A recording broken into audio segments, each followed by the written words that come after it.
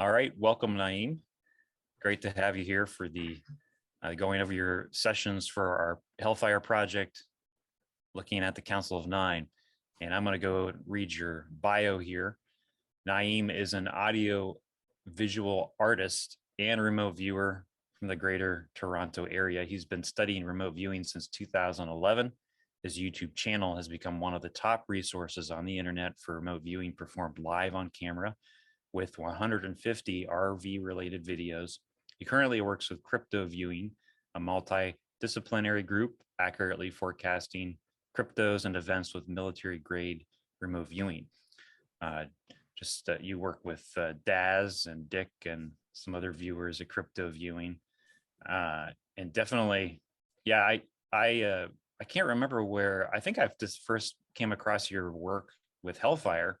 And then I think I friended you on Facebook, and I discovered that you're also an amazing musician.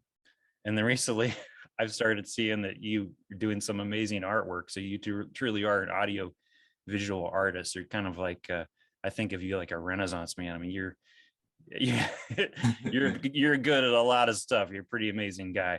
And appreciate it, man. Thanks for having me on. What is the I guess while we're talking about, if someone wants to check out your music, what's your YouTube channel? YouTube.com/NyiamTV, NYIMTV. Does that have all your remote viewing work and your music videos? Yeah, it's kind of everything. Okay. There together. At some point I might have to like split them off or something, but I like it. Like it all jumbled up there. Yeah. So we're going to go ahead and hop into your sessions. You did 2 great sessions for our examination of the Council of Nine, and you can go ahead and share your screen and we'll get into that. Now, you actually were familiar with the Council of Nine prior to doing this session. Obviously, you were blind; you didn't know what the target was, but this isn't the first time you ran across the Council of Nine. Is that right? Yeah, I read the Law of One books. Like, I think I have all of them, but yeah, I read a lot of that, a lot of the Law of One stuff, because it was just such a intriguing situation. Like a lot of the channeled stuff at that time that I was reading didn't impact me the same way as the Law of One stuff did. It seemed more serious, I mean, I guess maybe the way they just recorded everything. There was a couple pictures that they put in there.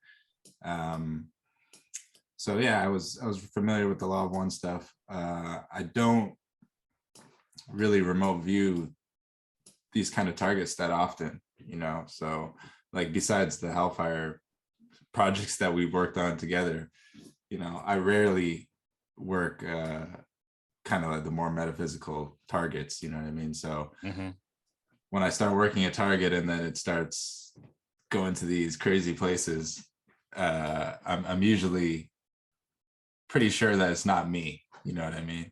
Right. Because I don't really work these kind of targets that often. So this was interesting to kind of get the data blind and then be able to compare it to the the channelings, and there's some pretty good correspondences. So yeah, cool target, very, very cool target. I never thought of targeting that before, even though I've read quite a bit on this.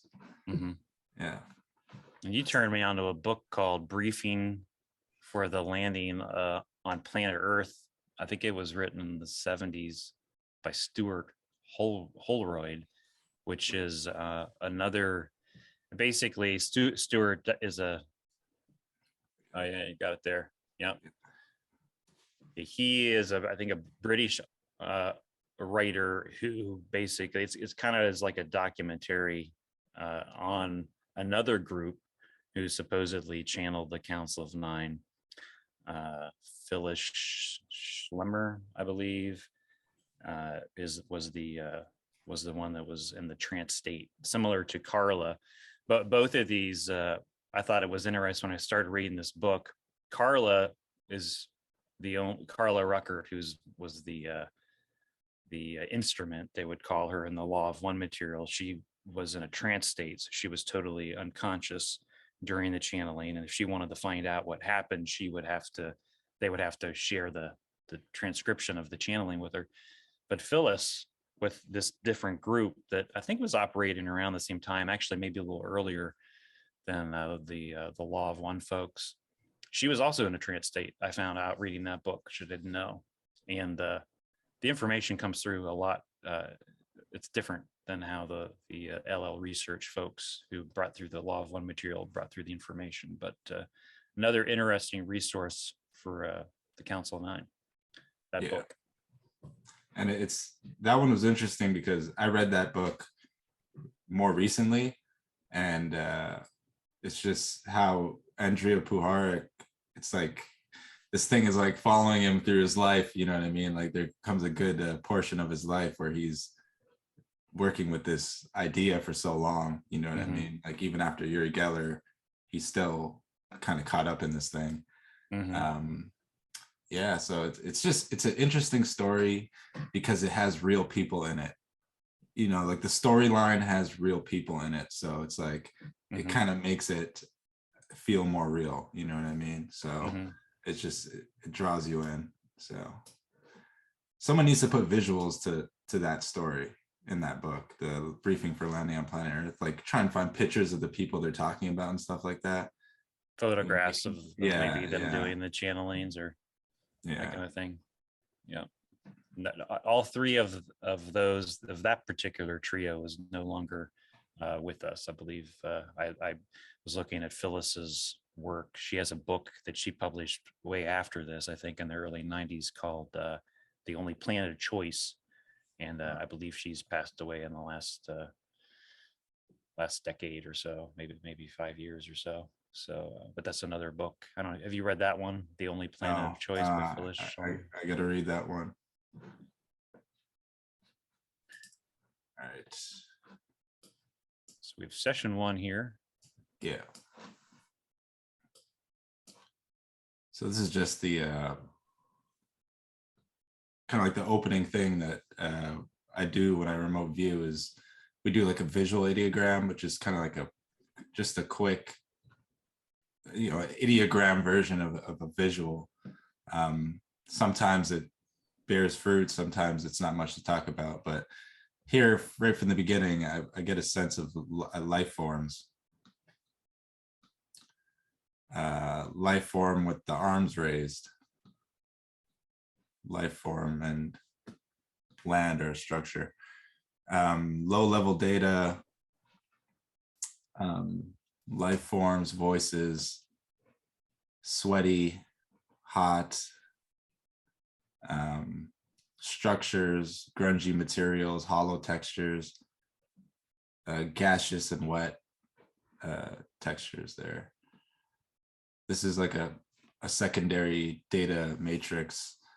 You got life, weird noises, yelling sounds, wet surfaces.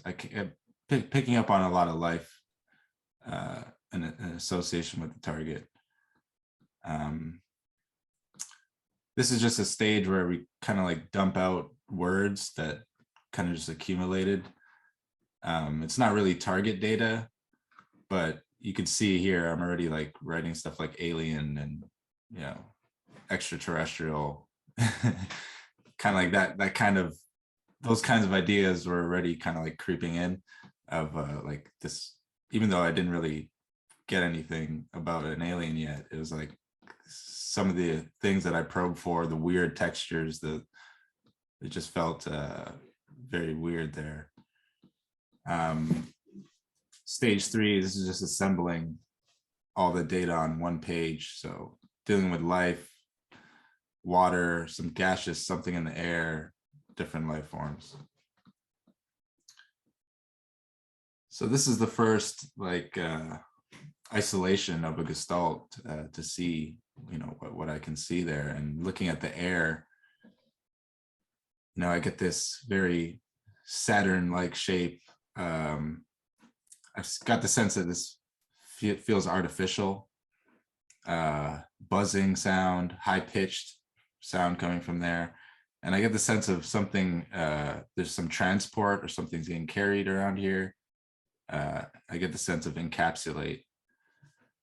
I guess I should interject that, I was one of the things I was expecting is that at least one of our viewers would pick up on some type of Saturn related data, as in the Law 1 channelings, they say that the Council of Nine, their headquarters are sort of in the rings of Saturn on some dimension or other. So, when I saw your drawing there, that was kind of like a little, fist pump. Yeah. Like, Yeah, the thing is with some of these, with sometimes when I do remote viewing, it's like the visual is so like this one was like very brief and very fast, and like, I wasn't expecting to see a planet, but my first impression when I saw this is that Saturn, you know what I mean? But it's like you kind of don't want to go there that fast. This is like the first thing I'm looking at, so I left the Saturn. I tried to keep that idea out that it's Saturn there, but right.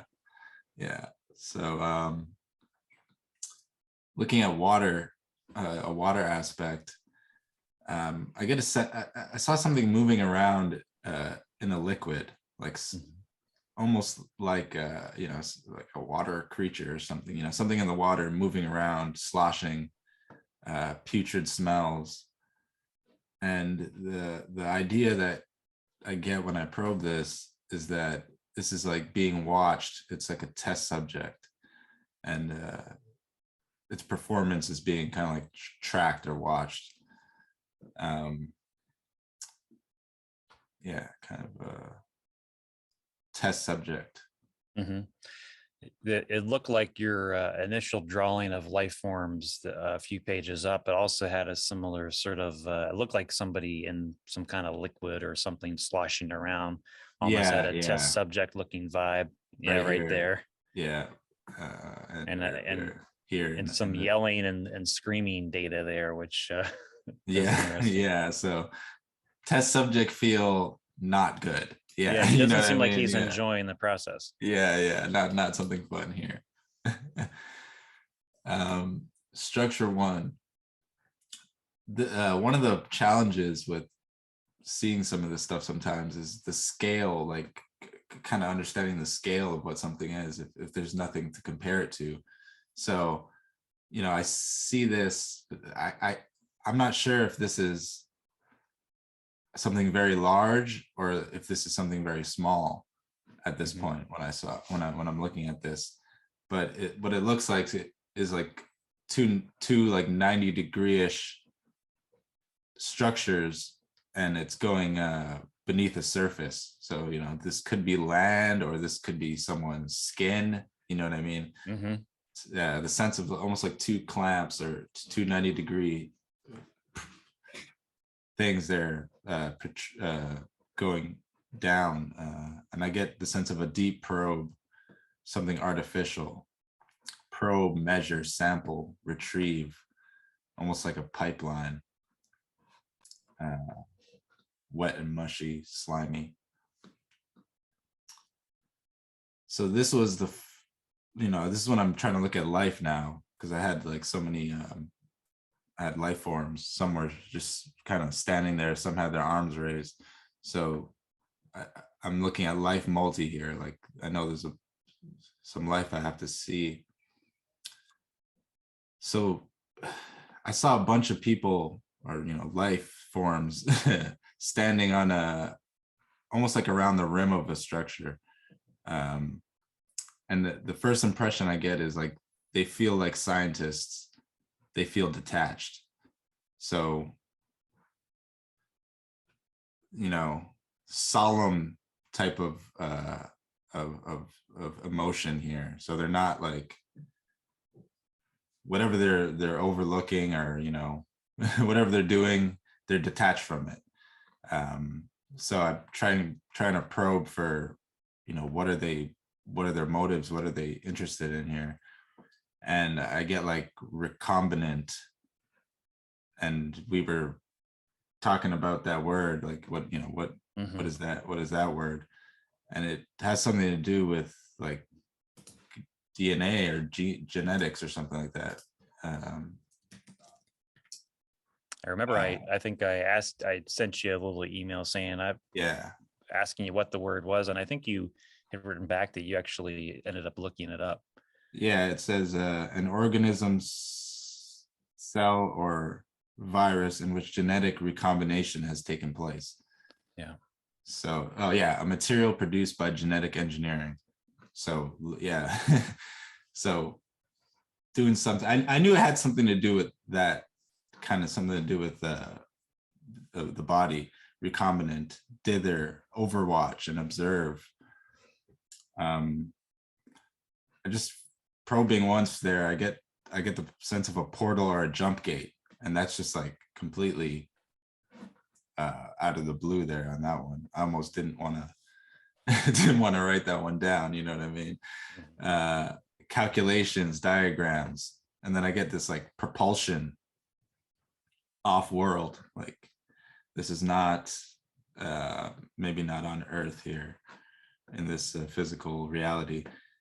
And then I get another kind of flash where it's like other people are there, some other people are sitting, and I still get the sense of like overlook and overwatch. And yeah, this one was kind of scary here. Yeah. Like I said, I don't really look at these kind of targets that often, but I've seen a gray type creature before in a target we worked with crypto viewing. But this one, I don't think this one is a gray thing. This looked more like a mantis.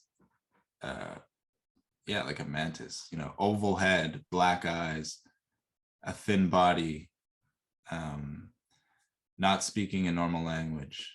And I get overlord, overwatch, secular observers. And then I'm probing them, I get a sense of like a paranoid reaction. To your probe? Yeah, probing on that. It's like not good. I saw this for like maybe like 2.5 seconds, and then it kind of just faded away. And that was like pretty, wasn't expecting that. You're not in Kansas anymore. Yeah, yeah. And at this point, like, yeah, like I wrote here, I'm looking again now, because now I'm just like, okay, I either just completely mess this up or I'm going somewhere with this, right? Right. Yeah. So I'm like, let me see if I could just get another visual that can, something that I missed, something that I need to see. And here I see at least 3 life forms there in a pretty tight space, a life standing in a small space, and there's also a bed there. And the probe here I get is like operation. So, and I get the sense that this is like subcraft in a lower, some type of lower area. And then I just wrote like, this is strange, I'll stop here. You know what I mean? It was like, I saw this, then I saw this. And right when I just, because it's gonna end it, and then all of a sudden I just see this like a mummy, like a body wrapped up in some kind of fabric, and I got like a wrapped up body. Is it mummified type vibe? So what's your feelings after this first session? You walked away, just in general, like what vibe you were getting, or what were your emotional feelings about it? It was like I had a feeling that it was probably on target, just because of what, the Hellfire in general, you know what I mean? Like if it wasn't Hellfire, then maybe I'd be like, I'm just gonna redo this. Yeah.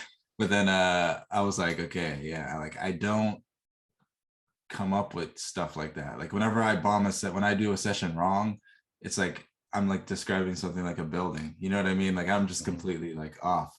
So it's like I was like, okay, then this might be something to it. Saw a mantid type thing, and then I'm seeing a bed, and I'm seeing operation scenario. So I was like, yeah, like maybe because I'm not thinking those things, right? I'm not consciously thinking those things at that point in the session. So I felt all right about it. So I was just like, if there's something here, then we'll see if there's a retask. Your first session was interesting for me because you had data that was like, yes, he's definitely on the target, that image of Saturn and just the general themes of your first session. There's also session data in there that I definitely didn't expect. Some that, from a human vantage point, I would call like negative or disturbing. This idea of several times you had this concept of a test subject, and the test subject might have been screaming or yelling, and the operation table. Didn't expect any of that going into the session, and I was kind of like, what are we picking up here? Is there more to how the Council of Nine operates than I was expecting, and started wondering, well, are we viewing the Council of Nine's helpers? Like, is this like a multi-tiered kind of thing? And from our vantage point, maybe what they're doing is, like, well, we can talk about that more in terms of some of the more what we might consider negative data, and get your perspective on that. As far as the retasking, I for your next session, I asked you to get some more information about the image. It looks like Saturn, your air data, that object that has a Saturn shape. And then I asked you to probe your overseer data. I asked you to probe what these life forms might be observing and overwatching, as well as what they might be calculating, and probing for activities and objectives of the life forms at the target. Also wanted you to probe some more about what might be moving around in the liquid, some of that test subject data, I believe. And then also, I think we were probing your structural data. You had that structural data of, and the words deep probe, measure, and sample. And I was wanting you to probe what might be being probed, measured, and sampled in your structure drawing there. Yeah, this is it's interesting whenever I go back to a target, because like I saw the stuff and I draw the stuff, but you only see it for such a brief moment, and it's not like it's kind of hard to say. It's like sometimes I draw something good, but I still don't really fully understand what it was. You know what I mean? Like I drew it, but I still don't know what it was. And then sometimes when I work a target again, it's like, okay, you told me revisit this or that aspect. So when I'm revisiting it, it's like I still don't know what it is sometimes. You know what I mean? So I'll see something, and then it's like, oh, then I realize like what it actually is. You know what I mean? So it's like, that's when I know there's probably good remote viewing happening. It's like it doesn't end up being what I expected it to be. You mean you get that aha when you get the feedback? No, like sessions. Like for instance, like I'll when we get to this structure, I'll show you what I mean. Okay. So yeah, here's the second session here. So I went back and trying to refocus on these areas. Visual ideograms. This one looked like it might have been a life. So yeah, so now I'm going back to Air 1. And so that was the Saturn shaped thing. So I'm going back to this Gestalt Air 1 again, but this time when I look, I see something else. This looks more like like a craft or something like that. So that's what I mean sometimes by like, I'm revisiting something, but I might see something different, or I might see something more specific. You know what I mean? It's like, it's still has a kind of a Saturn-y shape to it. Yeah. Or maybe this is in the rings of Saturn. Maybe this is there. You know what I mean? It's like, it's a part of this Gestalt somehow associated with the air Gestalt. this was like hover, transport, carrier, domicile, artificial, sense of like quantum leap or vortexual, transmit, like it ruptures or breaks through. I get like transient. And carrier craft was the probe on this. Telepathic consciousness interface. So that's an interesting, kind of like a curve, flat on the bottom, curved on the top. Craft there. And that's for your process. That's an image that popped into your mind for how long? Just a second. Like maybe like 3 seconds. Okay. Yeah. So I did a movement to inside. I was like, let's see inside. This was a big console that wraps around inside a structure, and there's at least 2 beings there. The first thing that I saw was they're like waving their hands around, almost like that movie, Minority Report, when he's moving around the stuff on the screen. All right. Yep. So yeah, that's what it reminded me of. Like they were doing something like that. Like they weren't typing or they weren't actually touching anything. Silicone, beeps and static. I get a sense of control panels, maps, coordinates, flashing lights and consoles, sterile smell. Probing, what are these guys about here? I get like biotechnology, implants, the biosphere, high intelligence. And yeah, I wrote that they move their hands around to interact. And I get warp speed. Interstellar warp. That's the word that came to me there. So that was a pretty interesting visual. So now this was the structure. That thing that I saw that was a deep probe thing. And when I initially saw it, I thought maybe I was seeing something really big on the land, like a kind of like a tube going underground. Like that's what I thought it could be. But going back when I looked at structure 1 this time, this was clear. Like this was like those clamps that they used to like pry open flesh. So this was kind of like shocking. I was like, this is what that was now. Like I wasn't expecting that at all. You know what I mean? So that's what I mean by like, sometimes I can tell when it's good data, because it's like, even though I think I know what I was going to go look at, it's like, no, I didn't know what it actually was. Yeah. Right. And now I'm like seeing it clearly. I was like, this is like an opening in a body with the flesh is held open.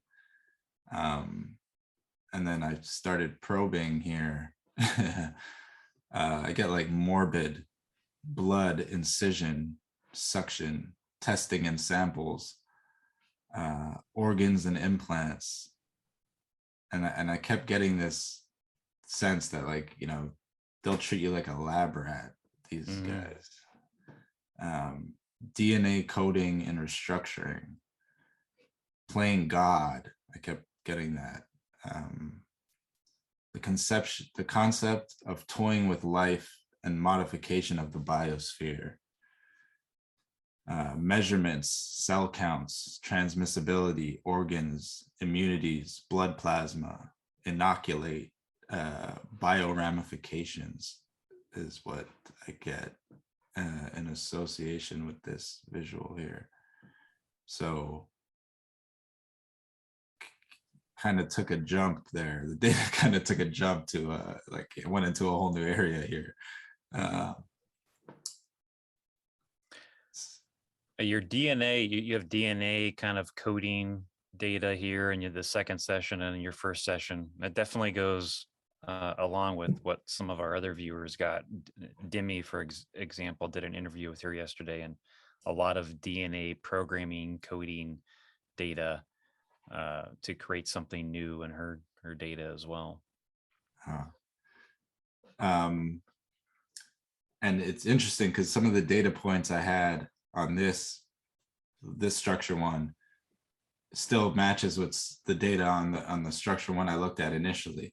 So even though I didn't know what it was initially, it's like some of the data that I said sample and retrieve there as well. So yeah, it's just interesting. I saw it from like kind of, I guess, two different perspectives there, but definitely got a better grasp on it. Yeah, that is interesting. You have in your first session, and you had probe, measure, sample. Yeah. Wishy, wet. Yeah, exactly. Another one you had. So seeing that now, I was like, okay, so I'm supposed to look at the life next. So life multi, person on a bed there, like a gag in the mouth. Yeah. Pins and needles is like the first word that came to me there. Not good. Test subject strapped down. Pain, almost unconscious. Struggle, held down. Testing for like thresholds of pain and durability. Like we would call this torture. Treated like a lab animal. Again, I get that comes to me again. Interspecies, abduction testing, compatibility, genetic mutation, morphology, reproduction. And for these life here, I get a sense of like drones. They're like order followers doing a medical inspection is what they would say. So yeah, that was the life. And now looking back at the water where we saw the splashing, the splashing thing moving around. So I guess this is associated with that somehow. I see like one of those tanks, those cylinder tanks from the movies there, where they would have just like a body just like floating in there. Modified organism, probiotics. It's like a green fluid in here, like amniotic fluid, a synthetic life. Yeah, synthetic life. Electrocharge, automation. It's like a Borg, like an animated life Borg.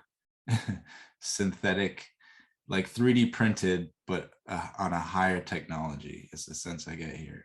Like this is this is somehow been created. Held in suspended animation, like a DNA replica. So yeah, that was super, not expecting that at all there. But it's pretty clear I saw this. And while I was getting this data, like I keep getting this visual, I had to kind of go on another page and draw it here, but a pretty clear color image of a, I guess we call these like a gray type alien or something, in a green fluid. Does that feel like the Mantis character from the first session, or do you think that's a different life form? I think this is different. Yeah, I think this one was different. The other one had a more sharp head. This looked more like the ones that they show on like the History Channel or one of those documentaries. These are ones that they would show. Yeah, more classical gray. Yeah, hair shaped. And I think, I had the word suspended animation there, and I was like, okay, I got to look at this life more, what's going on with this. And here I see like rows of bodies here, And again, I get this word suspended animation. And this is like a storage facility. They got like ready to use like clones, basically. They can be activated. They're automatons, synthetic cyborgs, and there's a life there. There's like a caretaker, a keeper, and I get like bioengineers, something to do with transmutation. And I think Dennis had the word suspended animation as well in his session. I saw one. Yeah, he actually had a drawing that, and I didn't even connect this, but thank you for bringing that up. He has a drawing that is very similar to this one on the screen, and he AOL'd it as like I think they call it foosball table, where you got those little soccer player dudes, and you can swing the, and I mean, I can totally see that. It looks like 2 rows of foosball players. And then he probed it. And like you said, he got the same thing of, I can't remember what exactly he said, but it was like a pods or something suspended. Something like that. So that was looking at, when I saw his session and saw that same word there, I was like, wow, that's always really interesting when doing remote viewing. This was bizarre. Like I couldn't make this up if I, my wildest dream. So I'm just kind of just going with the flow here. I'm just like, okay, what else? Because it seemed like there was so much data for this target. So I was like, what's next? This was inside of a structure, like a warehouse kind of feel. And there's just like bodies that are kind of like propped up like mannequins. And I wrote like, this is strange. This is an area where there are different bodies and body forms on display, almost like a shopping mall, but for bodies. Like you would come here and it has like it would like list the specifications of and the abilities, like, oh, this one can live for this long, and it's this intelligent, like this is like boasting, like on display, features and abilities, compatibility, longevity. But I get the sense of like boasting, like this is like a showroom. Like you would come here and they'd be like, we made this one, this was our best one. So that was just weird. Yes. This one was pretty strange too. These guys that are doing all the high level stuff, they seem to be small, or either maybe this being over here is huge, but these guys seem like they're on the smaller side. A body hooked up to a computer, and I get a sense of programming and installation. So this guy's like basically like a computer programmer, and they're feeding this to this body, and I get a sense that it's like flashing the BIOS, and then I get biosphere. I thought that was interesting, because biosphere, biological digital encoding is the kind of like the name I get. And then the council, the overseer type beings, probing more into that. These guys just felt bizarre to me, non-human. I wrote scientific, detached. They're watching. They're doing calculations. I get like on durability, longevity, sexual ability, conductivity, organ placement, blood flow, ability to react, the self-awareness, the ability to comprehend. They're observing life processes, the viability, whether they're prone to death, ability to survive, communication, receptiveness, biological endurance, genetic ability, and their DNA sequence. So that's, I guess, the whole like playing God thing. These guys are keeping all these things and considering them in some kind of calculations there. So Yeah, which seems to result in some type of a body which ends up being on display with these different features that they appear to be engineering yeah, in some fashion. and that's if I don't remember which books it's in, which number of the Law of One, but there's sometimes when they ask them some questions like, oh, you know, like what is Bigfoot, or who were the pre-humans and stuff like that. It sounds like they kind of get into some of this kind of stuff, like, you Well, know, yeah, like, oh, yeah. this was created, we created this, or we created that. So it's like, yeah, that's They do talk about that. They talk about that in terms of moving planetary races from one planet to the other. Mars comes to mind.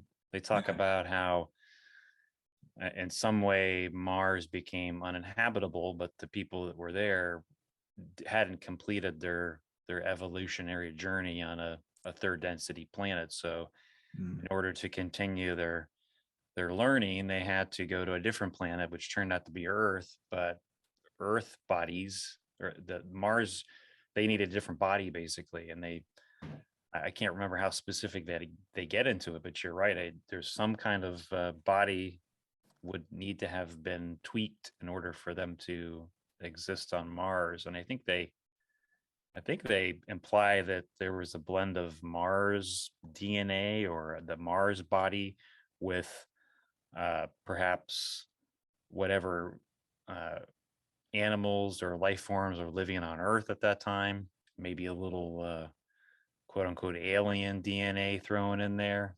yeah. I don't remember the specifics, but that's a good call out. In the in the briefing for the landing on planet Earth, a lot of the implants and stuff, like they're getting some of the people there in that group and like saying, oh, we put something in you, or we put a thing in you. So it's kind of interesting with the some of the data that I had here, the kind of the I guess the abduction scenario or the implants type thing, because that's the part that's kind of baffling. It's like these are some kind of interdimensional beings or something, or you know, or aliens, or however you want to look at it, but they seem to still have to kind of like put something inside of you, you know what I mean, like just they're putting these little chips or these little things inside of you. So it's like it's just so bizarre. And they're actually merging from higher to lower, and maybe that technology is a part of what bridges that gap, or can bridge that gap in certain circumstances Yeah, for communication, or who knows what else. but definitely from this perspective, like in the channelings, like one thing I did find weird when I initially you know, was reading them, and even still in the more recent books about it, is the idea that it's like this thing, the way they say, oh, this instrument is running low on energy, or you know what I mean, that way they talk about the person being used as the channel, that always was a little bit of a red flag in the back of my mind. It's like, okay, that just seems like such a non-human way to talk about the being, you know what I mean? It'd be like, yeah, this instrument is Right. we're having trouble with this instrument. So it's like that A seems little like, clinical, yeah, clinical yeah, it's kind of like, term. well, looking at my data here, like they'll treat you like a lab animal, that kind of thing. They're kind of detached, like that seems to line up. It's like, yeah, you're just an instrument. Like they always say things like you know, the bandwidth we're working with is low here, like, you know what I mean, we have a small bandwidth to connect with the instrument and stuff like that. So that, you know, seems such like a technical way of electronic way of talking about it. It's like, yeah, maybe they are like punching something into a computer somewhere, you know. Yeah, the law of one material, when I read it, sometimes I feel like I'm listening to the musings of some type of a robot or like a computer, like AI or something. Yeah. But then other times, Ra, who's the group of beings that in the law of one material they're communicating with, sometimes it turns into some very beautiful and poetic, heartfelt uh, uh, text, or in the channeling, lost for words there. But yeah, so there's an interesting combination of that kind of clinical, kind of almost computer or kind of like language, but then there's some interesting almost poetic language as well. So I don't know what to quite make of that either. Yeah. And there's so many times where they make like mistakes. But like the Like timeline and that kind of yeah, stuff. they'll say something and then they'll be like, oh, there's a correction, like that was wrong what we said then. It's actually this. So it's like that part of it, it makes it seem a little more, I guess, authentic. If those are real beings, then it would be like, yeah, I guess they can still make mistakes, even though, Uh-huh. you know what I mean, they're trying to translate this information somehow. You know what I mean? It's like I feel like if it was not real to an extent, and why would they do that? That would just discredit them. You know what I mean? Right. You're apparently, making a connection with some humans, and it's this rare communication, and then you're making these mistakes. You know what I mean? Well, they're honest about it, right? So that Yeah. could lead some, at least you're dealing with beings that have some level of integrity, and they'll admit when they make the mistake, which isn't a bad thing. I wanted to read your last page um, that you wrote for session 2, just to complete the Yeah. information. You wrote that this gives me the creeps, understandably. Borg clone, synthetic life creation. Yeah. These will treat you like a lab animal, only interested in the data. Very businesslike. Give, create the artificial spark of life, playing God, testing to see if it withstands pain, survive, like product testing, but on life forms. Yeah. They don't seem to care much about what happens to any individual one. They can make new ones, biological engineering, manufacture. Wow. Yeah. So going back to what I was saying earlier, when I was going through your data, and you're right, it kind of gave me the creeps too. I mean, would you the life forms that you view? Do you think you'd want to be hanging out with them and spending time, or they kind of? I don't think so. Yeah. Like it, I get, listening to, even like I said, even when I listened to or read those channelings and stuff, a part of it did creep me out a bit, just the way they, if they are that different, yeah, you can't really expect them to have the same kind of emotional capacity that we have, because Mm-hmm. like they would ask questions like, oh, why did this tragedy happen, or these people died, and they're just kind of like, oh, well, it's all just, that whole higher level perspective, like, you know what I mean, like, oh, it's just a part of their life plan, or you know what I mean, Yeah. it's like, yeah, they're not really affected by the idea that a bunch of people died or something like that. they're There's a just line they're just that telling you the data, right? Yeah. there's a So line that reminds me of. Don and the law of one material, that he asks about something about the end times, like what happens to us, or like to the planet, to like earth changes and that kind of stuff during this transition from the third density to fourth density, which is a big theme in that material. And Ross says something like, we don't concern ourselves with I can't remember it, but basically they don't concern themselves with the earth changes, or those kind of things. Those are all unimportant. yeah, They're yeah, about the big picture. yeah, yeah. Like, so yeah, so I have to admit, I struggled with your data a little bit in terms of how it fit with my own biases, which I put in my tasking document, that I thought I was going to be getting a lot of data that would kind of correspond with what was in the law of one material. And for me, a lot of that data, while clinical and has that kind of clinical language at times, it also is what I would consider spiritual data related to the big questions of why we're here and the spiritual journey, spiritual evolution of human beings on this planet and other planets. So I wasn't expecting this. I think at one point you describe your data as morbid, this morbid, kind of scary data, and I'm not quite, just speaking for myself, I'm not quite sure how to reconcile those things. I'm curious if you have any thoughts about it.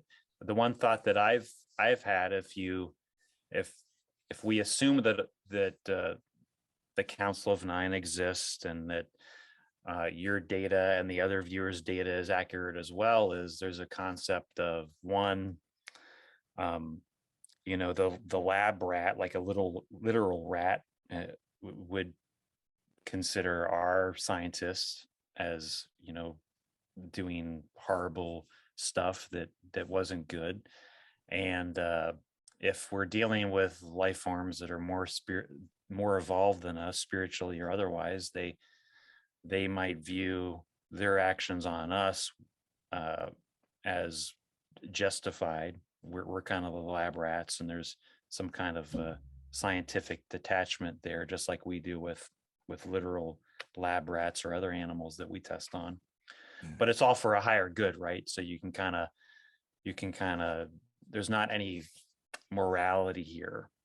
There's like a violation of someone's free will or that kind of thing. But when I see, a drawing of what looks like a humanoid being on a table appearing to be gagged, data yelling, screaming, struggling, wow, it gives me pause. I don't know how quite to process that with my own assumptions that I had about our target. And any it's thoughts about any of that?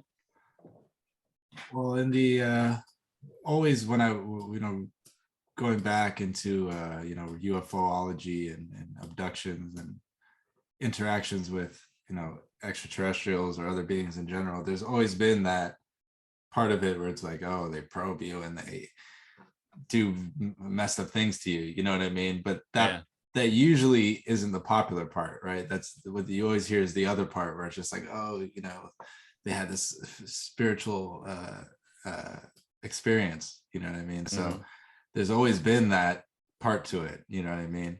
Right. So I guess maybe that's just the part that these beings know that we don't want to hear about, you know what I mean? So it's like, maybe when they're channeling, they're just telling you the straight business, you know what I mean? I guess they know you're not going to want to hear like, yeah, we got to cut you up and put something inside of you, right? It's just it's such a complex thing, you know what I mean? If they're real, if there is this council of beings or intelligences that, like in the channelings, they say that they're the representatives. The nine is like the representatives of creation or something like that. That's basically what they're saying. Aspects of qualities or aspects of God. Yeah, they have that terminology in the briefing for the land and planet Earth. Yeah, in a human perspective, that just sounds like 9 dictators or whatever, you know what I mean? 9 dudes getting together and dictating everything. But what they're trying to say is, from their level, this is just like the 9 vibrations or something, you know what I mean? It's hard to wrap my mind around. But they're saying there's all these civilizations and they're all on this it's like a galactic federation or a council, you know what I mean? So if we're like some kind of lab rat to these guys, that's pretty depressing. But it would be so much larger than life that I guess it doesn't really have to be that depressing. But it's just, well, one thing we didn't get into with your session data that we got into a little bit with some of the other viewers is the purpose, like the purpose of what appears to be just comparing your data with Demi's data, because I just did an interview with Demi and it's fresh in my mind. She also had this basically testing and retesting and doing different experiments to come to an end result. And it was all about DNA coding and programming. Similarly to your data, your data was a little more specific in terms of bodies and all that kind of thing. But in Demi's data, the purpose seemed to be for a future event, a future time. And looking at some of the other viewers' data, Daz had some data that would be considered more, I don't know, spiritual, about human evolution and that kind of thing. So it'd be, the question is, what is the purpose of these bodies? They seem to be on display. Are they for some kind of a future time? And how does that relate? Like, does that circle back around, like for you and I to feel better about, oh yeah, all the experiments and all the tying the guy down and putting the gag in his mouth? It was all because in the end, these bodies that they're developing are for some spiritual evolution of humanity and some future time when we're going to need them to continue our spiritual journey. Yeah, I feel better about that kind of thing. Like, I'd if I could retask you some more, before you had gotten feedback for the target, I'd want to try to get some more data onto the purpose of these bodies that seem to be on display, and maybe complete that circle of data. But the data is the data. Sometimes it violates our preconceptions of what we think we're getting, and that's good. We're just out for the truth, whatever way we can get it. It was it is what it is, right? It's like I guess this stuff would have to be involved in there somewhere, you know what I mean? It's like you said, like how we do stuff to animals here, or we test on lab rats, stuff like that. Yeah, maybe these guys really is that big of a difference in the species, or the intelligences that like, you don't flinch when you step on an ant by accident, you know what I mean? It's just like it's not a showstopper, it might be like that for these guys, you know what I mean? It's like, one less human, or we got to pick one up and run a couple tests on them. Maybe it's not a big deal, but then it's like, why are they so interested in what happens here? You know what I mean? Like, why are they channeling all this? Why are they sending people to go pray in different locations and stuff? So, well, since you've read the Law of One, you're familiar with it. Let's think a little bit more in terms of what is said to be happening right now on the planet. According to the Law of One books, the Earth is becoming a fourth density planet, like in a fourth density space where third density life isn't going to be able to hang out here. It's not going to be conducive to third density life, which is what we supposedly are. And so the different scenarios are, if you're alive right now, you can graduate to a fourth density, I don't know what it is, vibration or dimension, where you can continue on in a fourth density planet like Earth. But if you don't graduate and you need to retake the third density class, you're not going to be able to do it on Earth. So you're going to need to move to a different third density planet. And therefore, you might need a different kind of body than the ones we're using now. So maybe some of this data we're getting is about, we got this group called the Council of Nine, and they're kind of in charge of protecting the solar system, maybe other solar systems, I don't know. But it also seems like they're involved in kind of guiding, shepherding, caretaking the spiritual evolution of life forms in the solar system, including Earth. So if you got this group of life forms on planet Earth that are, for the majority, fail in the class, and they're going to have to retake third density, you have a job to do. And one of those jobs might be to make sure that these third density life forms have an appropriate body to continue their studies on a different planet, because Earth isn't going to work out anymore. So maybe that's what it's about. And yeah, I mean, when it comes down to it, you got to have some type of a third density physical vehicle that is kind of blood and guts, and it's gross, and it doesn't seem, like about love and light and all that kind of stuff. But in the end, if you're the caretaker and you got to make sure there's a vehicle, maybe that's what we're picking up on. No idea, but you could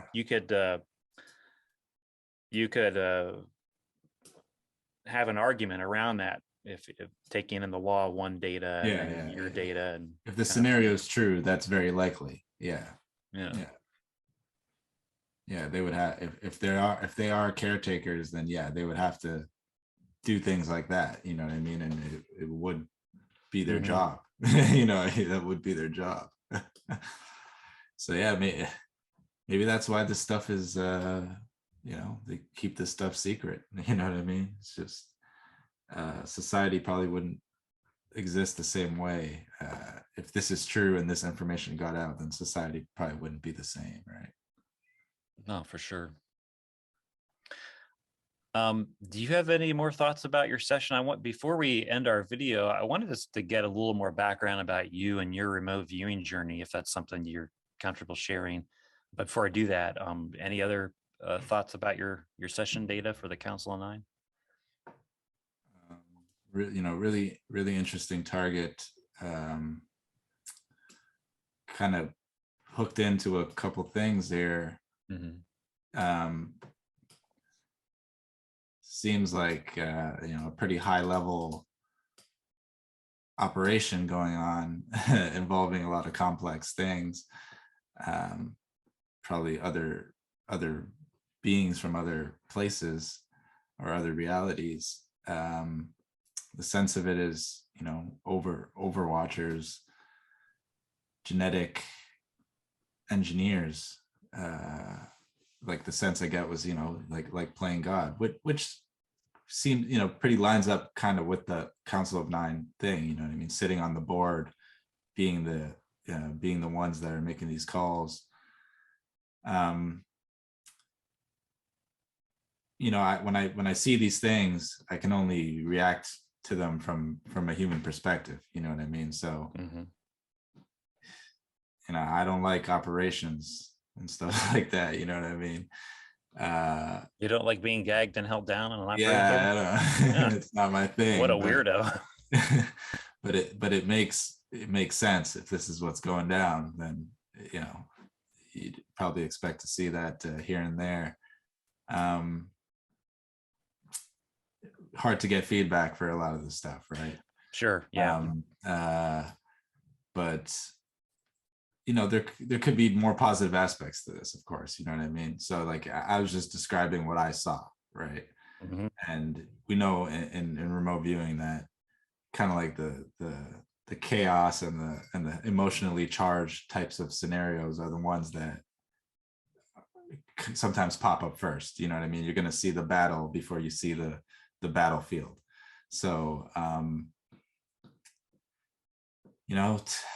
take it into consideration, you know what I mean? Take the data with a grain of salt, but keep it in mind, you know what I mean? A lot of correlation with the channelings though. So it just might be one of those higher level realities that is a more of a hard pill to swallow, that maybe does have a positive thing to it, you know what I mean? It's just that maybe we just we're not going to really align with that idea from this level, you know what I mean? That's like telling a farm animal, like, we got to cut you to get the herd wherever we need it to go. It's like, to them, they're not going to like that, right? But it is, I guess, technically for the better. So super mysterious target. a lot of people are into this and really searching for information on this one. So yeah, great target. Thanks for having me on this one. Yeah, thanks for your time with it. Do you have a few more minutes to just go over a little bit more about your remote viewing background? I think people would be interested in that. Yeah, sure. So I was just curious, like, where did you get your start? It seems like you've integrated some Hawaii Remote Viewing Guild type of approach to some of your viewing, but where did it start, and what kind of path did you follow to get where you're at right now? I first learned probably TRV or something. Saw some videos online. Probably 2010 was like the first time I tried like a remote viewing. Mm-hmm. Started reading all the books I could find on it, downloaded all the manuals. But it wasn't until maybe like 2013 that I started really doing CRV kind of like more seriously. Mm-hmm. And started just self-teaching basically after seeing pretty much everything there was to see online in terms of like whatever teaching DVDs and stuff like that. Did that include the SRV through Farsight, Courtney Brown's free course? Yeah, I saw those ones. Yeah, the SRV.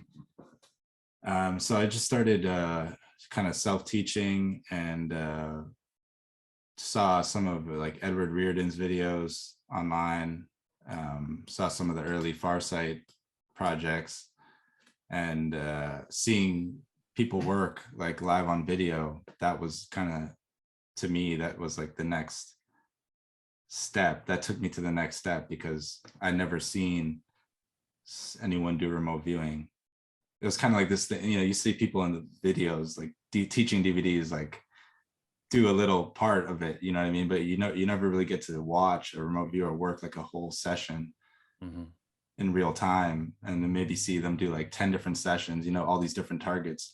You kind of get a better sense for like what's going on, you know what I mean? It's kind of, it's a very hard thing to understand, like trying to learn remote viewing through only reading about it.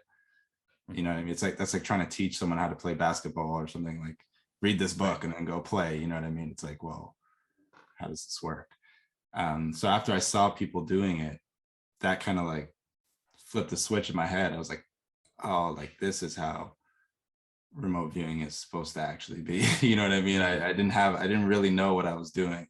Just putting the pieces together, and yeah, that kind of put the pieces together. And so then started getting a lot better, and then started making my own videos. Started getting a decent following, because I was some weeks I was just posting like a new session like every other day, you know what I mean? I was just working on the whiteboard, just off the cuff, just doing practice targets and stuff. And eventually Courtney Brown emailed me and said he wanted me to do some video for him for Farsight. And so I filmed some stuff for him. He didn't end up using it though. But through that, what was that like for you? Like having Courtney Brown reach out to you? Yeah, it was cool. It was cool because the first time I actually ever heard of remote viewing, well, the first time I ever really saw the word remote viewing, got familiar with it, I was in grade 4, and one of Courtney Brown's books was in our classroom's library for some reason. Wow. It was like Cosmic Journey, or yeah, I think what are the chances of that? You got some weird teachers or librarians. Yeah. And then I end up picking up this book, and I'm reading about it. Courtney's saying all these things. He's in spaceships and stuff. Yeah. And at that point, it's just going over my head. I was like, what is this? But then, yeah, years later, he emails me and he's saying he wants me to do some work. So yeah, that was a cool experience. He taught me he like gave me a little run through an SRV as well. Okay. So he taught me a couple little things there. But that never got published. I guess he didn't end up using that stuff I did. What was do you recall what the target was? It wasn't like a mysteries project or anything. It was like just a regular target, like a bridge or something like that somewhere. Oh. He was just using them for just regular, content posts, I guess. Okay. But then through Courtney, I met Dick Algar. So we were emailing each other, and I was just kind of just nagging him all the time, trying to, learn more about what he knows about remote viewing. And so, yeah, he eventually, gave me a little course there in the HRVG methods. And so that helped take my game to another level too there. Mm-hmm. So, and then, yeah, from there, that was maybe 2015 or something. So since then, I was just, back to my YouTube, just working projects, doing targets, still in contact with Dick, and Daz Smith would send me like ARV projects every now and then to work on. Mm-hmm. And I guess that relationship just kind of led to me getting on crypto viewing after a while. How long have you been doing crypto viewing? It's been about a year. Yeah. Mm-hmm. Yeah, it's been like 1 year now. So yeah, it's just a whole bunch of a sequence of events got me where I am now. But yeah, it was for the most part, it was just self teaching and just trial and error for most of the part. Yeah. Mm-hmm.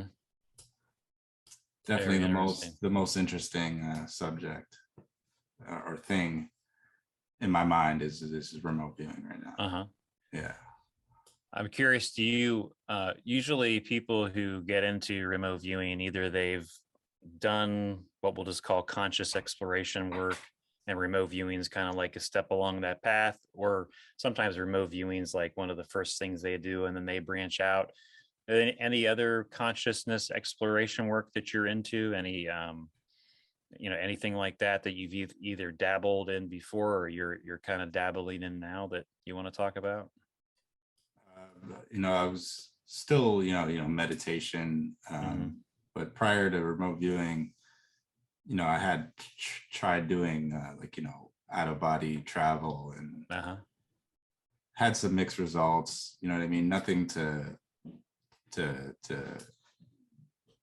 warn the town about or anything like that.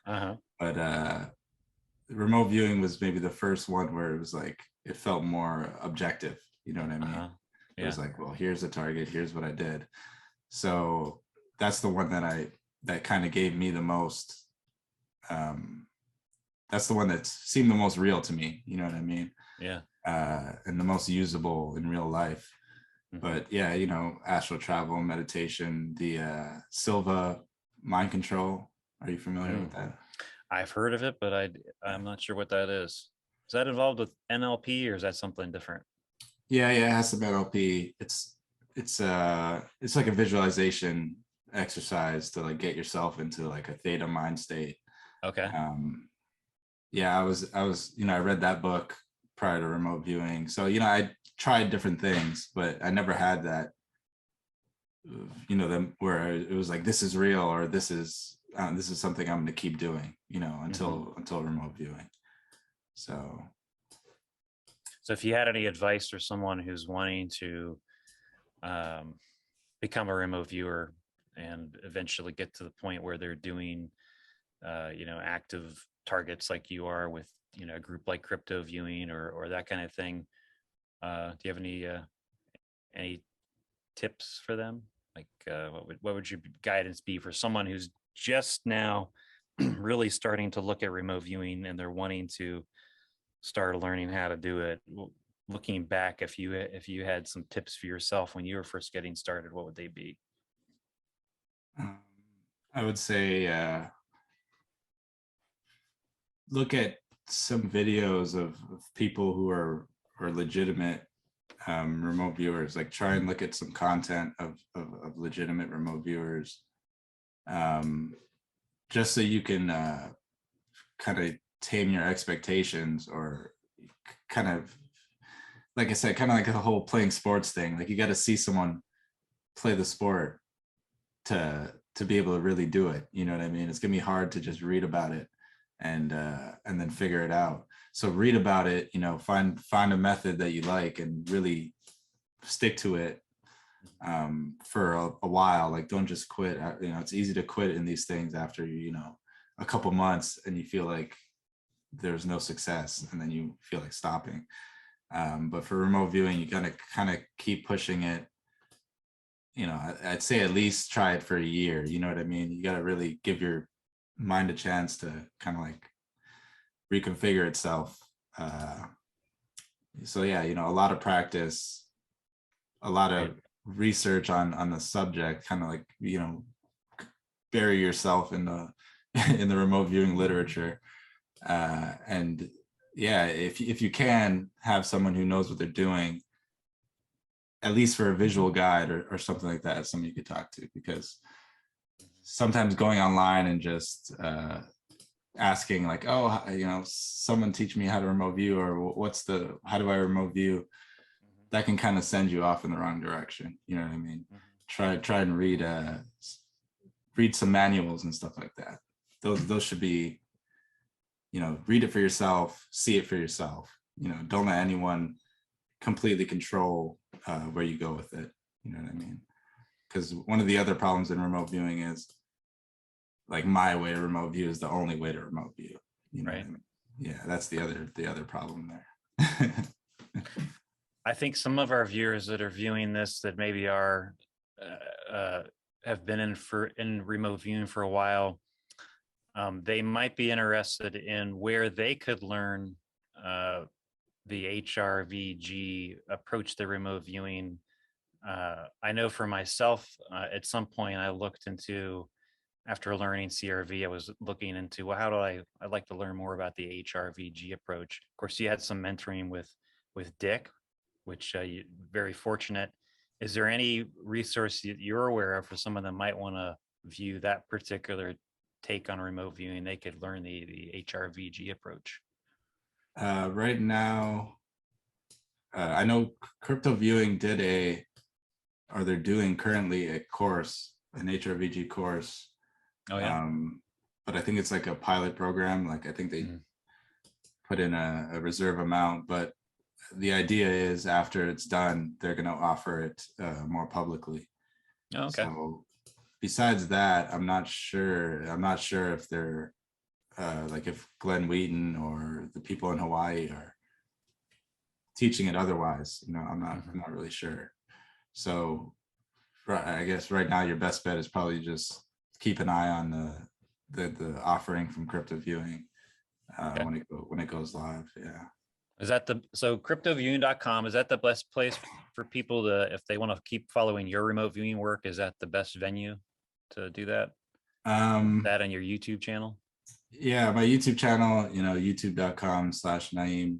I post just like my own little videos on there. But in terms of like regular work, yeah, Crypto Viewing, patreon.com/cryptoviewing. Okay. Is the site for that. And we do like 3 or 4 cryptos a month, and then there'll be like world events. We'll do the next month's world events, and then sometimes we'll do like a mystery target. So pretty much a steady flow of remote viewing work coming out of there. And do you have a separate website? Yeah, I have a website, thefeedbackloop.info. Okay. That's just where I post some of my work, and kind of try and keep track of a bunch of the stuff I did there. Excellent. All right, we'll have those links, those different links we mentioned in the description of the video or the podcast for those listening. Nyiam, it's been great to have you here. Really enjoyed talking with you, and look forward to continue to work with you on targets in the Hellfire group, and hope I get to task you another one at some point down the road. Thanks, man. It was a pleasure, and it was it was cool to get to work that. I would have never thought I would get to work that one, so that was awesome, man. Thank you.